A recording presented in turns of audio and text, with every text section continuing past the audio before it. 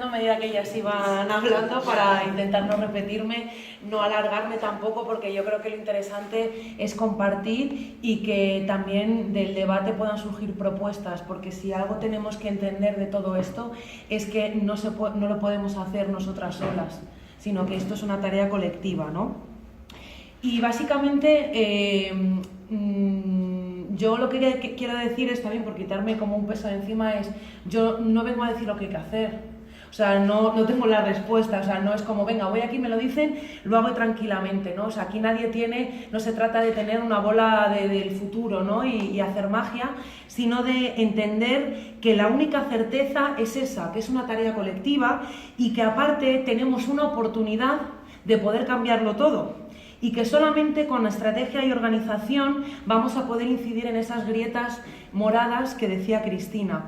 Y que yo, como desde Izquierda Unida, lo primero que pienso es que no nos puede pasar lo que nos pasó en el 15M, ¿no?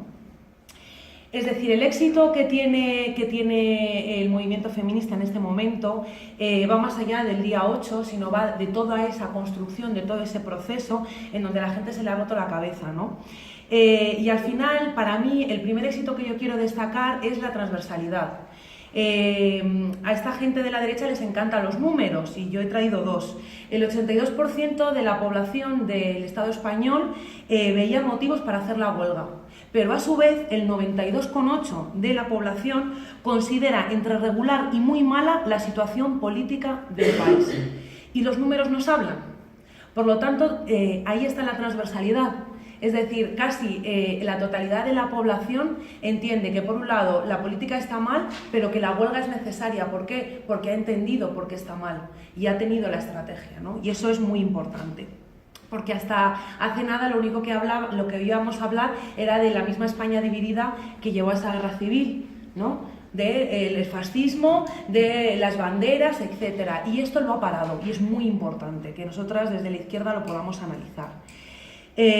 También quería volver a destacar las diferentes formas de hacer, lo que decía Guío, es decir, el éxito absoluto son las nuevas formas, que no son formas que se hayan inventado ahora, sino son formas que han sido visibles, son las formas nuestras de las mujeres, que se han tenido toda la vida.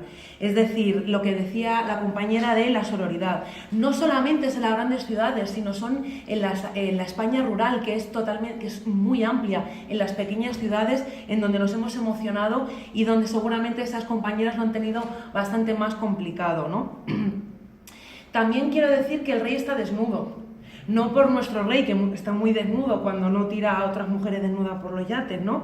Pero sino que el rey está desnudo, que ya no nos estamos creyendo que hayamos salido de la crisis, ni que los hombres y mujeres seamos iguales. Y eso se ha hecho de la mano, y es muy importante. Se ha evidenciado que es muy complicado ser feminista y ser de derechas, porque ser de derechas es defender el capitalismo y es defender la economía, ¿no? Y el feminismo lo que hace es liberar desde lo social a todas las personas por igual, ¿no? Lo que decía la compañera, pone en el centro la reproducción de la vida, pero ¿para qué? Para interpelar a ese capitalismo devorador, ¿no? Es decir, Inés Arrimadas y compañía están en una situación muy difícil, están en una situación imposible, porque realmente no estamos hablando solo de techo de cristal. ¿A quién no le gustaría tener un techo de cristal, por favor? Porque para tener un techo de cristal significa que tienes la posibilidad de promocionarte en el futuro en el trabajo. No estamos hablando ya de eso, sino estamos hablando de la base estructural que es el capitalismo y el patriarcado, ¿no? Por lo tanto, esa contradicción nosotras la tenemos que hacer evidente. ¿Cómo podemos estar hablando de querer guarderías públicas de 0 a 3 años, ¿no? Si Ciudadanos lo que plantea es bajar los impuestos? Esos son los entredichos en donde ellas mismas se han metido, se han puesto a última hora el lacito morado y nosotras tenemos la posibilidad de presionar porque ya se está haciendo evidente, ¿no? La gente ha estado pensando. Esa frase es muy obvia, pero la gente ha estado pensando. Es decir, la gente ha estado pensando cosas como, pero yo qué sé, ¿por qué ponen en su argumentario que estamos en contra de los tratados de libre comercio o que queremos cerrar las CIES? ¿Qué tiene que ver eso con el feminismo? Si eso no va de ser lesbiana, ¿no? Es decir, ahí se han empezado a pensar, han empezado a hacer conexiones, ¿no? Y eso es politizar, y eso es la raíz por la que se empiezan a cambiar las relaciones de poder. También es muy importante el ejercicio de visibilización. Al principio pensaban, nos trataban con condescendencia, ¿no? De pobres chicas que tienen que estar aquí reuniéndose todos los meses para pensar, para ver qué hacen, y vienen aquí, como lo llamaban, ¿no? Un grupo de feminazis, ¿no? Y luego han visto que estas radicales anticapitalistas tenían voz, porque en todo este trabajo, en todo este tiempo, desde el movimiento democrático de mujeres, desde la lucha antifranquista y desde antes, ha habido un proceso en donde, en este buenismo que se nos ha permitido hacer cositas, las mujeres hemos terminado siendo periodistas, o siendo artistas, o siendo cantantes. Por lo tanto, ese grupo de feminazis y de extremas, al final han conseguido visibilizar y dar voz, y que todos los días se escribieran artículos sobre feminismo, o que, por ejemplo, hubiera programas de radio o de televisión en prime time en donde se hablara de esto, ¿no? Y eso es muy importante, y eso les ha dejado descolocados, porque pensaban que estábamos dormidas. ¿Por qué tienen miedo? Porque el estado de bienestar no es nuestro horizonte, ¿vale? El éxito no está solamente en que se hable de esa brecha laboral. Esto tiene una proyección política enorme, y al igual que la movilización de las pensionistas, son claves para parar la derechización en la que hemos estado, como decía al principio, con el tema de Cataluña. Por lo tanto, el feminismo ha conseguido parar todo ese movimiento y hermanar a la sociedad en la calle. También yo quería hablar, a colación de esto, de esta idea de las dos Españas y de la amnesia, ¿no? Que parece que tenemos aquí el aparatito este de Men in Black y nos lo echan todo el rato y volvemos a empezar nuestra historia y nos estamos volviendo locas, ¿no? Ya nadie puede sentirse indiferente ante nuestras reivindicaciones, eso ha quedado imposible. Rajoy ha pasado de no nos metamos en eso a ponerse el lacito, ¿no? Y eso, aunque lo podamos ver como una sorpresa, como un chiste, es algo muy significativo, ¿no? Se han visto superados públicamente, pero por algo que realmente no alcanzan a entender, ¿no? Se suman al carro ganador para intentar reescribir su historia, pero han quedado en el ridículo. De todas maneras, después de ese primer momento de chiste y estupor y de meme, tenemos que estar alerta. No nos podemos olvidar que cada vez que nosotros aflojamos, ellos aprietan. Entonces, muy bien, muy divertido, pero tenemos que mantenernos alerta, porque ¿qué les queda hacer a ellos? Es decir, el neoliberalismo lo que hace es, cuando hay pocas voces, las aplasta, para que no existan. Cuando ahí ya empieza a haber más, dicen que son la excepción que confirma la regla. Y luego lo que intentan es asimilar el feminismo, y eso es lo que están haciendo. Por lo tanto, después de reírnos, tenemos que darnos cuenta de que si nosotras paramos, al final ellos avanzan, ¿no? Es decir, el cambio que ha dado Ana Rosa Quintana o Cifuentes negándose a sí mismas de un día a otro, aunque nos haga gracia, tenemos que mantenernos alerta. ¿Por qué? Porque esta gente, en el fondo, están en entredicho porque se evidencia de que no les gusta la democracia. Es que no les gusta. Porque no hay democracia sin feminismo. Porque el feminismo es la igualdad, es el 50% de la población, y sin feminismo no hay democracia. Así que están en una tragadera, y nosotras, desde Izquierda Unida, desde el mundo de la política y también desde el movimiento feminista, tenemos que apretarles. ¿Por qué? Porque además ellos nos han llevado a esto. Es decir, la sociedad se ha polarizado. Ellos se han querido hacer más ricos. No sé si habéis oído ahora la nueva política esta de vivienda, que para ayudarnos a nosotros le van a dar dineros a los propietarios de las viviendas. Es decir, todo esto es ya pues un delirio, ¿no? Pero en ese ánimo de apretar y seguir con la acumulación capitalista, se ha hecho evidente de que son el 1%, ¿no?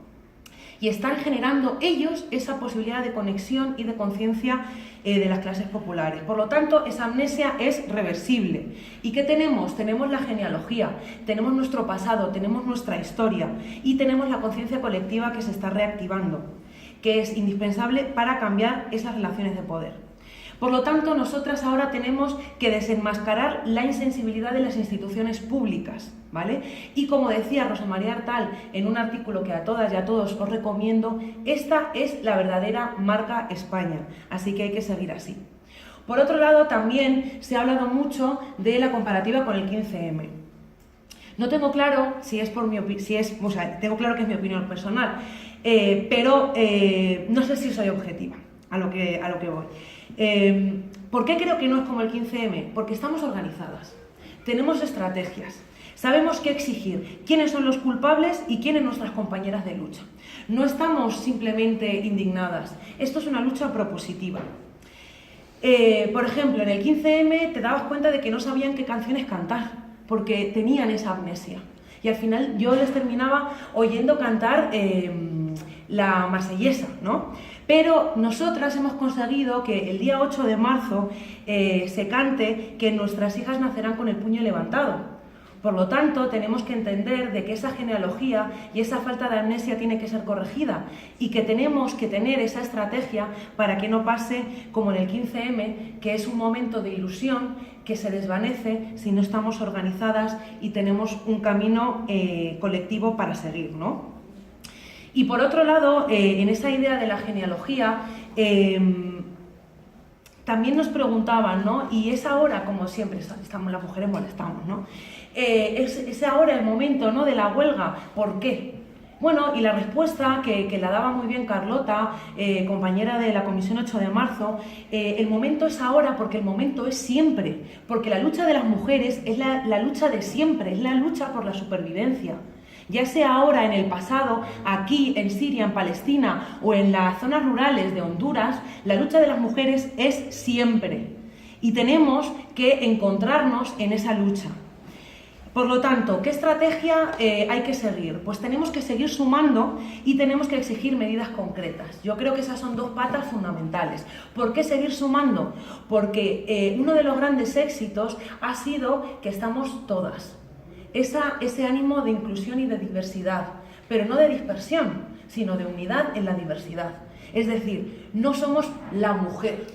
¿Quién es la mujer? Yo no tengo ni idea de quién es la mujer. Somos las mujeres diversas. Somos mujeres trans, somos mujeres migrantes, somos mujeres con diversidad funcional, somos mujeres mayores, somos el futuro, somos el presente, somos todas, ¿no? Y tenemos que seguir sumando, porque si empezamos a poner límites es cuando eso se empieza a dividir. Así que tenemos que tener en cuenta que el feminismo es una mirada multiplicadora y que tenemos que seguir en ese camino, ¿no? Pero es muy importante entender que esta huelga nos ha dado esperanza, pero no desde la ñoñería, sino que esto es algo muy serio y es fundamental. Sin esperanza no hay horizonte y sin horizonte no hay transformación. Tenemos que saber qué queremos y con quiénes vamos a luchar, porque en la vida no hay atajos. Y ese ejemplo que ha dado Ana de pensar que en 1975 se hizo lo que llamaron el día largo, ha culminado con que el año pasado fue legislado como ilegal la brecha salarial, ¿no? Por lo tanto, tenemos que hacerlo de forma organizada, con paciencia, porque no hay atajos. Y las estrategias desde arriba, como decía Cristina, no cambian las cosas. Tenemos que ir a la raíz de los problemas. Y para eso tenemos que imaginar. Y nadie puede imaginar algo que es imposible, que nunca ha pensado. Por lo tanto, tenemos que pensar. Es imposible que pensemos en palabras que no existen, ¿no? Es decir, tenemos primero que pensar para luego crear, para tener ese horizonte y luego poder transformarlo. Y en eso estamos desde Izquierda Unida, pensando en qué país queremos, para crearlo no solo nosotras, sino entre todas y todos, para saber por qué queremos luchar, ¿no? Y además tenemos que tener en cuenta de que ellos no tienen proyecto de país, ellos lo único que tienen son intereses económicos para dárselo a sus amigos, ¿no?, que son la gente en el poder. Por lo tanto, uno de los mensajes que yo quería trasladar es que no nos podemos dar por vencidas con el obrero que no sabe que es obrero y con la mujer que no sabe que es feminista. Ellas y ellos son necesarios y necesarias en esta lucha y no podemos alejarnos de la gente que sufre. Tenemos que estar ahí, tenemos que ser una herramienta. La estrategia, y es muy importante lo que ha dicho Cristina, ha estado basada en la sororidad, es decir, en la solidaridad entre nosotras, que también es aprendizaje de nuestras diferentes opresiones. Y al final, ese todas es algo muy importante que también tenemos que empezar a conseguir dentro de nuestra organización, la diversidad. Es muy importante el hecho de que nosotras hayamos sido capaces de contar nuestro propio relato, ¿no?, desde el movimiento feminista de cara a este 8 de marzo, ¿no? Y tenemos un gran trabajo para poder hacerlo, y hay una conclusión importante en esto, ya no solamente lo que contaba Ana de 1975 y el MDM, sino que hemos estado en todas las luchas, y el feminismo ha sido de clase en España. Es decir, tenemos en 1890 la lucha de las cigarreras, donde se incluía, por ejemplo, en Sevilla, a todas las compañeras gitanas, que no solamente estaban luchando por el trabajo, por el dinero, por la economía, sino que ellas habían desarrollado salas de lactancia en el siglo XIX dentro de las fábricas. Tenían incluso compañeras que se dedicaban a leer las noticias y se las pagaba desde su bolsillo. En esas corralas se hacían lavanderías y comidas comunes. Esa es nuestra estrategia, esa es nuestra historia. Las obreras textiles en Cataluña a principios de siglo crearon el primer sindicato feminista. Se hizo una huelga por los alquileres en los años 30, o también la huelga del pan. Por lo tanto, tenemos que entender también en el movimiento sindical que las mujeres, cuando salimos a la calle a hacer huelga, no nos quedamos en una agenda económica, sino que entendemos las reivindicaciones de conciliación, de la salud, del medio ambiente. Por lo tanto, no es que sea un nuevo sindicalismo, sino es lo que decía antes, es recuperar las herramientas clásicas de la lucha de las mujeres. Y eso ha llegado hasta el día de hoy, como por ejemplo con las compañeras de Bershka, que este 2017 han hecho la primera huelga indefinida contra Inditex, donde había medidas para la conciliación y sobre la flexibilidad horaria. Tenemos que mantenernos en esa multidimensionalidad de nuestra lucha, porque ha sido una de las cosas que nos ha llevado a este éxito. Cosas que también tenemos que pensar en lo interno. Tenemos la obligación, ya no se puede posponer. Nosotras, desde Izquierda Unida, tenemos que ser un ejemplo. No podemos evitar los problemas, no podemos tampoco hacer parches dentro de nuestra organización. Yo estoy orgullosa de que, incluso me hace gracia, de que los medios de comunicación no nos han mencionado que somos el único partido que tenemos el 50% de mujeres en los cargos, ¿no? Es decir, el feminismo tiene que permear nuestras dinámicas en las asambleas, en los contenidos de nuestros actos y programas políticos, en nuestra forma de construir alianzas, en nuestra forma de visibilizarnos. Vivir como se piensa, eso que es tan fácil de decir y que es tan difícil de hacer, debemos de afrontar que es nuestro camino con valentía y con trabajo en equipo, siempre con compromiso real. Pero el número 50% como número no basta, porque el feminismo no es solo para nosotras. En nuestra organización tenemos que interpelar a esa masculinidad que ha estado basada en la opresión y dejar claro que no tiene cabida dentro de Izquierda Unida. Nosotras, como feministas, no tenemos además la doble o triple tarea militante de enseñar a los hombres sobre feminismo. Tenéis por fin que organizaros, tenéis que tomar las riendas de entender el feminismo y también aplicarlo en vuestra práctica política, no asumirlo de manera obligatoria porque es lo políticamente correcto. Tenéis que entender que llevamos más de 200 años de producción teórica y de lucha y en la praxis, ¿no? Es decir, tenéis que entender que tenemos mucho que aportar a esa construcción de un nuevo país, que tiene que ser para todas y para todos. Cuando Kollontai, en un momento en donde se daban por sentado, porque ya tenían esa capacidad de imaginar y sabían qué mundo querían construir, en el comunismo se hablaba de crear al hombre nuevo, Kollontai siempre hablaba de la mujer nueva. No nos podemos olvidar de la mujer nueva, pero también remarcaba que esa mujer nueva, ese trabajo que nosotras nos habíamos organizado para hacer, no era suficiente si ese trabajo no se veía reflejado en los ojos de los hombres, porque entonces ellos nos mirarían y no entenderían nada. Y también tenemos una mala noticia, no vamos a esperar otros 200 años más.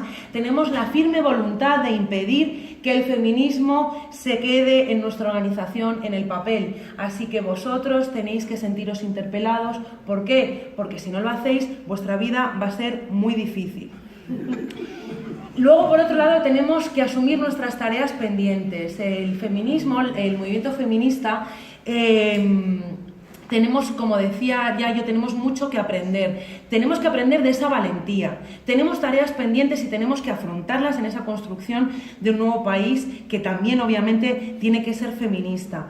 Tenemos que desarrollar un programa político en cultura, por favor. Tenemos que luchar por la hegemonía cultural.